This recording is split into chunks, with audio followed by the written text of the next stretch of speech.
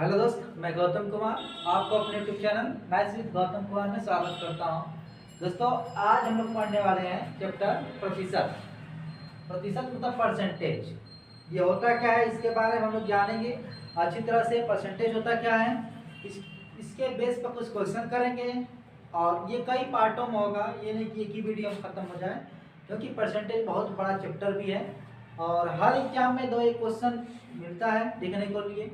और परसेंटेज यदि आपके पास क्लियर है, परसेंटेज और क्लियर होता है तो आप हर एक चैप्टर को कवर कर लेंगे। मेन जो ढांचा है, एक मूल होता है ना, तो मेन ढांचा ये है कि आपके पास परसेंटेज आना चाहिए। इसके अगर ये नहीं आता है तो अर्थमेटिक में, मैथ में कुछ भी नहीं आएगा, समझो। इसलिए परसेंटेज पढ़ना बहुत जरूरी है। आप किसी भी एग्जाम की तैयारी कर रहे हो, चाहे एसएससी हो, जीडी में हो, इसी का सीजीएल तक हो, कोई भी दुनिया का कोई भी एग्जाम हो, बिना परसेंटेज के साथ कोई नहीं लगेगा। ठीक है, वनडे एग्जाम की बात कर रहे हैं, क्योंकि पीएससी में तो मैथ का कोई वो है नहीं, आता होगा, हम ये नहीं कर रहे हैं। ठीक है, तो इसकी बातें कर रहे हैं। सबसे बड़ी बात है कि परसेंटेज होता क्या है, ये क्या है। आपके माइंड में क्वेश्चन बनता है कि सर ये है क्या। ठीक है, इसकी बात करेंगे। तो परसेंटेज में ना आप देखेंगे तो लिखा है प्रति, इंग्लिश में लिखा है पर। सेंटेज का मतलब होता है 100, पर का मतलब होता है प्रति। प्रति 100 लिखा है ना, शत का मतलब होता है 100, शत का यह मतलब होता है 100। परसेंटेज में यहां से यहां तक अगर आप हटाएंगे लेंगे तो इसका मतलब होता है 100। प्रत्येक पर 100 लगाना है, प्रत्येक पर ही 100 लगाना है, इसी को परसेंटेज कहते हैं। ठीक है, हर एक वस्तु की चीज पर, मान लो मार्कर है, अपने आप में 100% है, ये 100% है। आधा करोगे तो कहोगे आधा हो गया सर, 50% हो गया। तिहाई कर देगा सर, ये तिहाई हो गया। ठीक है, इसका एक तिहाई हो जाएगा, तो 33.5 33.5। ठीक है, उसके बाद ऐसे करते जाएंगे तो हर एक वस्तु, दुनिया का कोई भी वस्तु हो, अपने आप में हर परसेंट होती है, मतलब 100% के बराबर होता है। कोई भी चीज ले लीजिए, वो एक, जब वहां से हम लोग पढ़ेंगे परसेंटेज में, मान लो 100 ले लिए, 5000 ले लिए, तो वो भी एक 100% के बराबर होता है। ठीक है, तो हम बात कर रहे हैं प्रतिशत की। देखिए, आप लोग जान गए कि प्रति 100 मतलब प्रति 100 निकालना है। प्रति 100, प्रत्येक पे 100 पे काम करेगा। ठीक है, परसेंटेज क्या कहेगा, कोई वस्तु हो 100% मानकर उसको हम क्या करेंगे, उसके आगे पीछे परसेंटेज पे काम करेंगे। अब देखिए, प्रतिशत के लिए हम 2 चीज हम बता रहे हैं। सबसे पहला चीज कि परसेंटेज में भिन्न से फ्रैक्शन में जाना है, सॉरी, भिन्न से आपके पास परसेंटेज में जाना है और परसेंटेज से इसमें आना है, फ्रैक्शन में आना है। बात को ध्यान दीजिएगा, यहाँ पर 2 चीजें काम करते हैं। तो सबसे पहला चीज ये है, अब इस बात को समझिए, अगर हम बात कर रहे हैं प्रतिशत से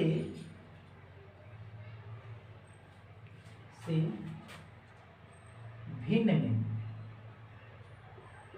हिंदी में बात कर रहे हैं। ठीक है, इंग्लिश में फ्रैक्शन कहेंगे इसको, इसको क्या कहेंगे, परसेंटेज कहेंगे। तो मान लो हमारे पास 20% है, कितना है, 20% है, तो 20% को आपको किस में लगाना है, भिन्न में बदलना है, भिन्न में बदलना है।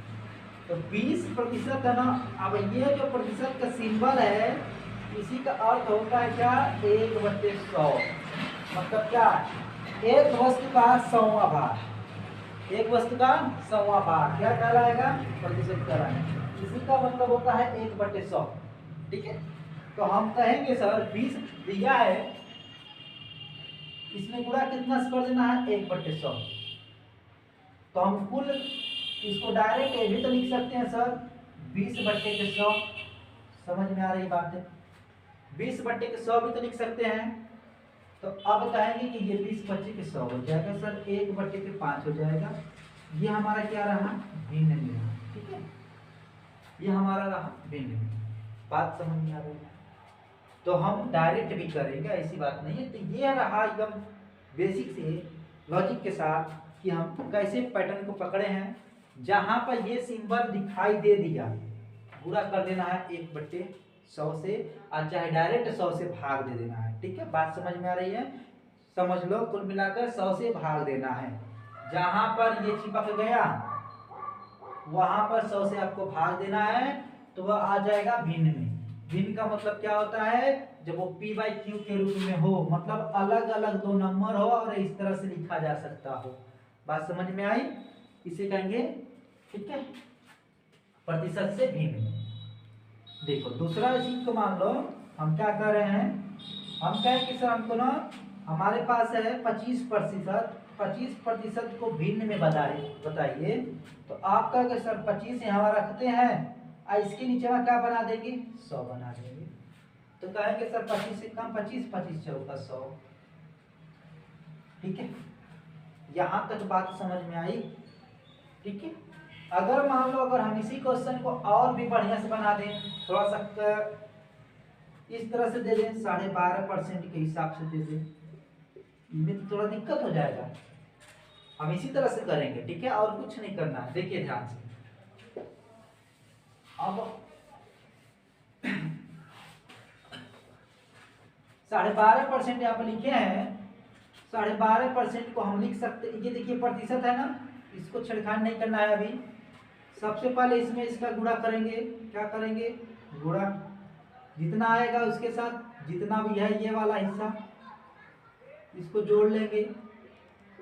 ठीक है, तो 12 दूना 24, 1 25, फिर से 12 दूना 24, 1 25, तो ये हो जाएगा 25/2।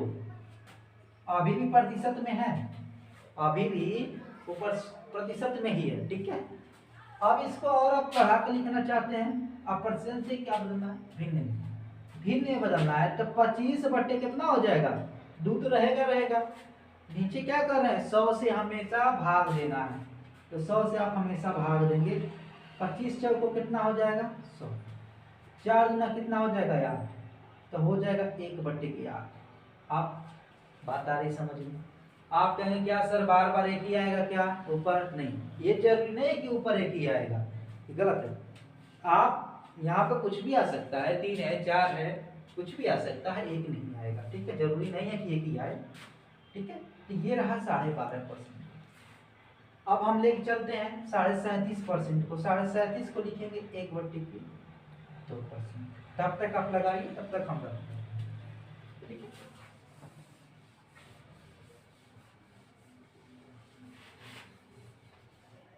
ये रहा 37.5%। 37.5% को क्या करोगे? इसमें गुणा करोगे। 37.5 मतलब 37 दूना 74, क्या दिख रहा है क्या? 74, एक कितना हो जाएगा? 75। इसको लिखेंगे आप 75/2। ठीक है, अच्छा, अब अभी भी प्रतिशत में है। जब इस प्रतिशत को हटाने जाओगे तो क्या इसको लिख सकते हो? डायरेक्ट में इतना गुणे के ये नीचे भाग दे देंगे, तो हो जाएगा 25 या 75, 25 चौको 100, 4 गुना के 8 आ जाएगा 3/8। बात समझ में आई? देखो 3 यहाँ पर आ गया। ठीक है, तो ये रहा क्या? अभी तक रहा प्रतिशत से भिन्न में जाने के लिए। इसका रोल हम पूरे मैथ में बहुत ज्यादा रहता है, बहुत ज्यादा। जहां से अगर बेसिक की बात करें तो यही सब कुछ है। जिसका ये चैप्टर क्लियर है उसका सारा चैप्टर क्लियर है। ठीक है, तो ये क्लियर आप कर लीजिए कौन सी चीज कहां से आएगी। अन्यथा अगर क्लियर नहीं रहेगा तो भाई प्रॉफिट लॉस हो, चाहे SIC आई, चाहे DI क्यों ना हो, एवरेज क्यों ना हो, कुछ भी हो, सब फंसेगा अगर ये क्लियर नहीं है तो। ठीक है, तो उम्मीद है कि ये बातें आपको समझ में आ रही होंगी। अब हम ना क्या करेंगे? भिन्न से प्रतिशत में जाना है। अब हमको जाना है भिन्न से, इसको हम हटाते हैं। एक मिनट, ये रहा ये सब। अब हम लिखेंगे, टाइम लिखते रहिएगा, भिन्न से प्रतिशत। ठीक, तो अभी तक आपके पास कुछ वैल्यू आए थे। 1/5 आया था, 1/8 आया था, 3/8 आया था। ये आपके पास 3 प्रश्न हम ले रहे हैं। इसको बदलना है कि इसमें प्रतिशत में। तो आप कहोगे कि हम ऐसे लिख के अभी तक 100 से गुणा कर रहे थे, भाग दे रहे थे, सॉरी 100 से भाग देते, अब क्या करेंगे, अब 100 से गुणा करेंगे सर। तो 100 से अब गुणा कर बगलियों में चिपका देना है। तो ये देखो 5 एकम 5, 5 ना 10, ये 0 बढ़ गया, कितना हो जाएगा 20, और ये लगा देना है प्रतिशत। समझ में आया? 1/8 के बगल में कितना चिपका देना है सर 100, 4 से काटो 4 देना है 8, 4 से 25 से 12, इसका मतलब हुआ 25/2, 25/2 का मतलब 12.5। समझ में आ गया? 12.5%। ये नहीं समझ में आया तो देख लीजिए इसको कैसे लिखेंगे। ये बड़ा वाला मतलब ऊपर वाला अंदर रहता है, नीचे वाला बाहर, भाग दो एक बार में, कट गया। फिर 5 नोट होगा, 2 4 हो जाएगा, 2 दूना 4, 1 बचा, पॉइंट लगा, या तो ऐसे लिख लो पॉइंट लगाकर, चाहे ऐसे लिख लो 12.5। तो देखो क्या होता है, ये वाला हमेशा नीचे रहता है, ये है भागफल हमेशा ऊपर रहेगा, ये जो है इसके बगल में चिपक जाएगा। ठीक है सर, ये 2 एकम तो गलत लिखा गया, ये गलती लिखा गया। ठीक है, ये जो रहेगा 2 नीचे रहेगा, ये वाला है यहाँ पर रहेगा, और ये वाला है जो ये वाला नीचे रहेगा। ठीक है, इसको क्यू, इसको आर रिमाइंडर, इसको क्यू, इसको डिवाइड करते हैं। ठीक है, भागफल ये हो जाता है भागफल, ये होता है भाजक, ये होता है भाज्य, ये होता है शेषफल। ठीक है, तो यहाँ पर इसको लिखने का तरीका ये होता है, क्या हो जाएगा आर, उसके बाद यहाँ पर हो जाता है, एक मिनट को दिखा दे रहे हैं, आर, उसके बाद यहाँ पर हो जाएगा, क्या हो रहा है, आर के बाद क्या आता है यहाँ पर डी, यहाँ पर आ जाएगा इसके बाद। अब ये देखो तीसरा वाला 3/8 है, 3/8 की जगह कितना रखे हैं 100, 3/8 की जगह 100 है, तो 4 से काटो 4 दूना 8, 4 से 25 बार में 25 या 75, 75 के बाद कितना आ जाएगा 2, 75 का मतलब 37.5, इसका लिखोगे 37.5, मतलब 1.37 सही है, 2%। उम्मीद है कितना आपको समझ में आ रहा है। ये रहा भिन्न से प्रतिशत में जाने के, 2 बातें आपके पास क्लियर हो गई। तो आगे हम लोग को लिखना का जो भी चीज है, क्वेश्चन को हल करना बहुत इजी हो जाएगा। ठीक है, अब देखिए एकदम बेसिक से क्वेश्चन लगाते हैं आपके साथ, उतना थोड़ा सा किताब दिया है मैं रख दूँ।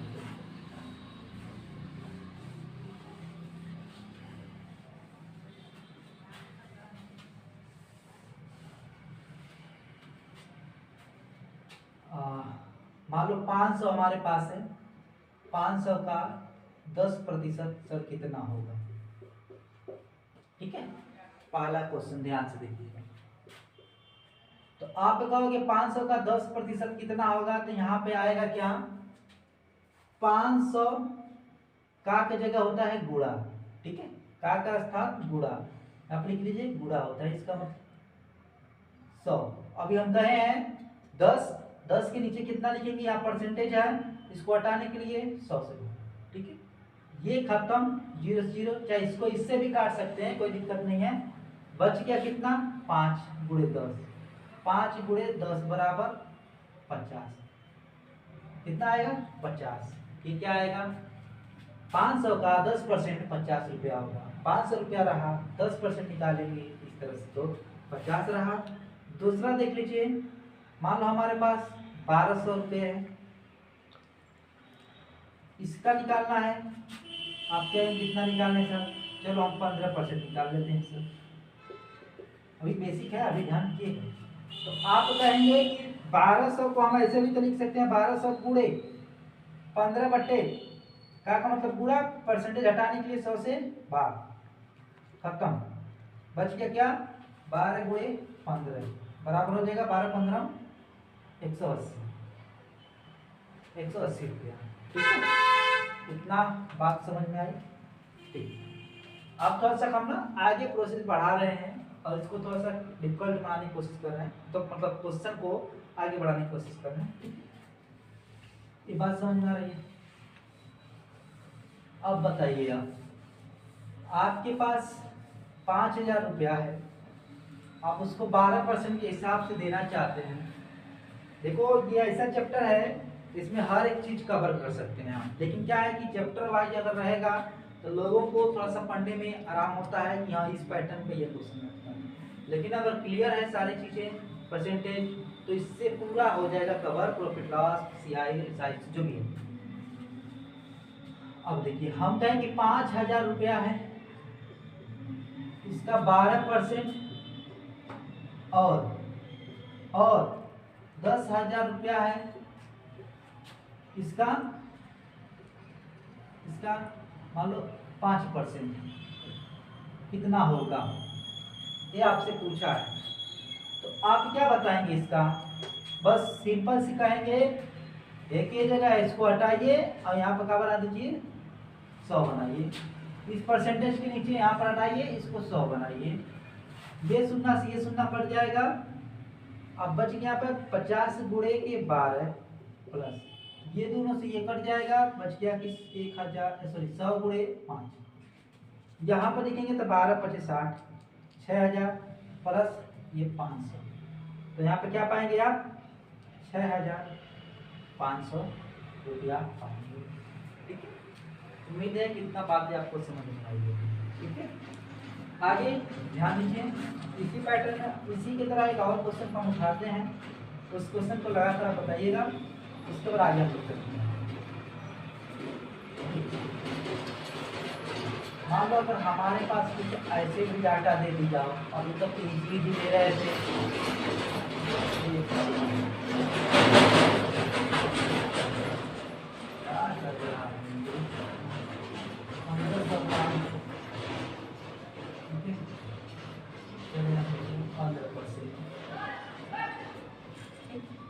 इसको हम करने के लिए क्या करेंगे, फिर कहोगे जहां जहां प्रतिशत है सर वहां पर 100 से भाग दीजिए। ठीक है, देखो ये 0 से कट जाएगा, 5 दूना 10 ये कट जाएगा, आपके पास बच गया 12 125 बटे के 2।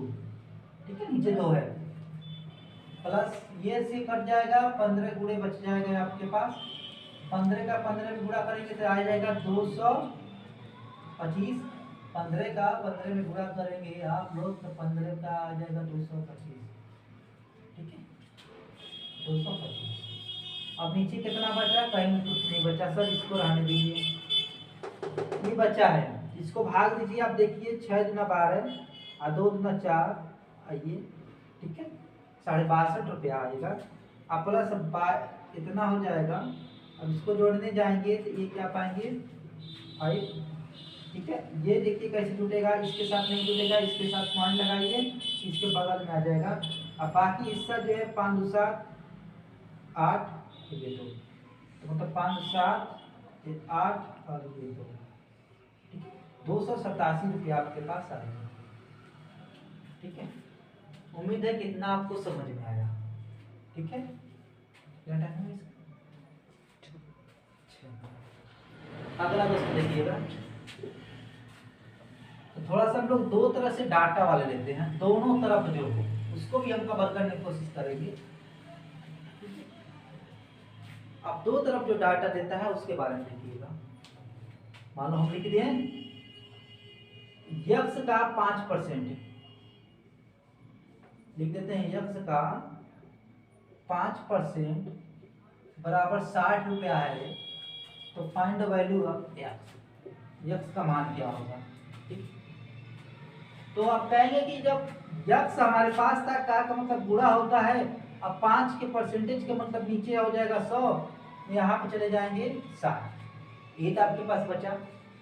तो यहाँ पे ध्यान दीजिएगा, ये या तो इससे से काट दो या तो ऊपर से ऊपर काट दो, ध्यान से देख, इससे ये भी कट सकता है और इससे ये भी कट सकता है, लेकिन ये इससे नहीं कटेगा। ठीक है, ये इससे नहीं कटेगा, तो हम कोशिश कर रहे हैं कि 5 कम 5 5 ना 10, ये 20 बार में आ जाएगा, नीचे बचेगा x बटे 20, ये हो जाएगा 60। ठीक, तो यहाँ पे क्या मिल गया 60 के गुणा यह हो जाएगा, दिख रहा है 6 गुणे 20 मिल जाएगा आपके पास 6 गुना 1200, कितना मिल गया x का मान 1200। तो यहाँ पर देखेंगे x का मान जो आया है 1200 रुपया आया है। इस क्वेश्चन को देखकर क्या समझ में आया बताओ? 1200 है क्या चीज भाई? जब देखो, जब ऐसे क्वेश्चन मिले इसका मतलब क्या होता है कि आपके पास अगर यक्स का 5% और यहाँ पर 60 रुपया आ रहा है, तो यक्स का क्या चीज वैल्यू रखे हैं कि ये दोनों तराजू बराबर हो जाए। समझो, अगर आपके पास क्या है, इधर एक तराजू है, यहाँ 5 किलो रखे हैं और यहाँ डालकर यक्स में छोड़ दिया है, तो इसको बराबर करने के लिए किस चीज की आवश्यकता पड़ेगी? कहेंगे कि 5 की आवश्यकता पड़ेगी सर, तो हम 5 यहाँ पर डाल देंगे। ठीक है, बात तो बराबर होगी, तभी तो बराबर होगा ना। बीच में दीवार क्या कर रहा है? ये कह रहा है कि हम और आप बराबर हैं। अब यहाँ पर 1200 यहाँ पर अगर डाल देते तो ये 60 के बराबर होता, समझिएगा। यहाँ पर जो 1200 यक्स का मान रखेंगे तो 60 आ जाएगा, तो दोनों तरफ तराजू बराबर हो जाएंगे, तो कोई दिक्कत नहीं होगा। हम दिखा रहे हैं आपको, यक्स के बराबर कितना आया है, यहाँ से 1200 आया है और पूरे 5%, इसके बराबर कर रहा है 60 क्या आएगा कि नहीं आएगा? समझो, प्रूफ हो जाएगा। यहाँ पर लिखोगे कि अब 100 ये कट गया, 12 25 60, सर आ गया 60 के बराबर 60, अर्थात हमारा तराजू बराबर करने के लिए यहाँ पर 1200 पुट करना था। बात आई समझ में? ठीक है दोस्त, तो ये इस बात को ध्यान दीजिएगा।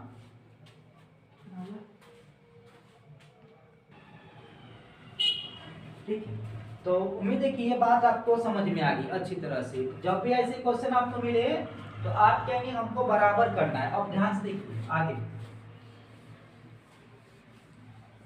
हम इसी क्वेश्चन में यहाँ पर लिख देते हैं 25% और यहाँ पर कुछ डाटा चेंज कर दे रहे हैं। चलो हमको बता दो 75 रुपया, तो अब सोच के बताओ कि यक्स के बराबर क्या रखें कि यहाँ पर 75 रुपया प्राप्त हो जाए। जैसे यहाँ हम किए हैं उसी तरह आपको करना है। इसके पहले जो किया गया क्वेश्चन, ध्यान,